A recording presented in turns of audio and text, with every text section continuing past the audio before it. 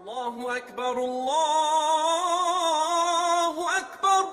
So the woman walks up and she's like, "Oh, hi. What do you want to do, my dearest husband? Where would you like to have dinner?" And the husband's like, "Where the hell did he get that weird voice?" But anyway, I don't know. It doesn't bother me where we have dinner, you choose. And then the wife's all like, "Hey, why don't we go to that Italian restaurant I've always been wanting to go to?" And the husband's all like, "No, I prefer sushi. Let's do that instead." Assalamu alaikum wa rahmatullahi wa barakatuh. My name's Abdul Karim, and this is Relationships Matters. It's part of Come to Goodness, and what we're talking about today is being indecisive. Especially this episode is towards men. A lot of time a woman will ask you to make a decision, and at that time, and I'm going to give the women the reason that we don't give the decision in a sec. And at the time the guy's like, "I don't care, really, it doesn't bother me, you choose." And then she makes a decision, and then the guy's like, "No, I don't like that, how about something else?" And that irritates women to hell. Women hate it when guys do this. When guys can't make a decision, so they mouse the wife for their opinion, and then the wife comes up with a solution, and then he blows it off and says, "No, you come up with something else." It irritates people, and you know what? It would irritate a guy too. If people did that to the guy, it would irritate anybody if they were asked to make a decision, and then 2 seconds later the decision was just thrown out the window. I urge each and every one of you, if you're not gonna make the decision, be okay with whatever decision is made for you. Unless obviously you've got like allergies or something to whatever, but I would recommend each of you, if you're going to give your spouse the right to make the decision, don't countermand it with your own.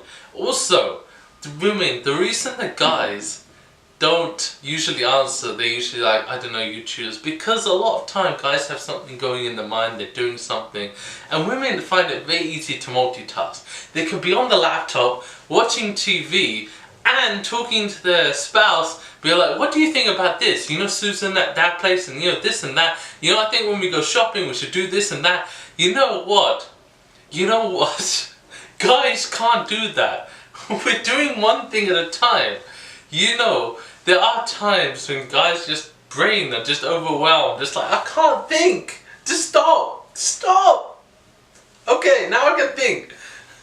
There's a lot of things which guys in our brains we can't handle because we're not wired to be able to deal with multiple layers of things going on at the same time while being asked to make a decision. But guys, when a woman asks you to make a decision, she's putting her trust in you. So if you put it back at her and then say that you don't like her trust, then it's kind of really hurtful.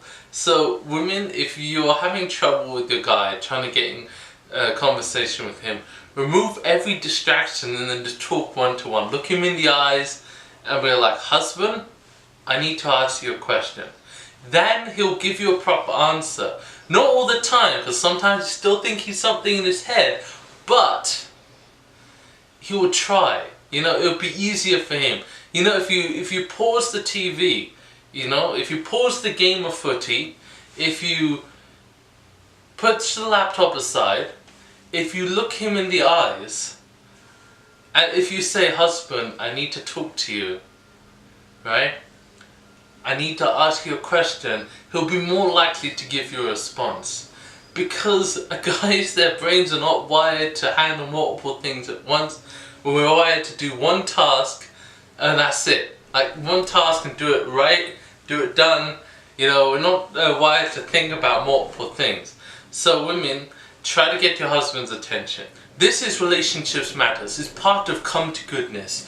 My name's Abdul Karim, and I urge each and every one of you, worship Allah subhanahu wa ta'ala as a couple. Worship Him together. Make salah together and embrace Islam together as one family unit. I urge each and every one of you, come to goodness. Come to goodness.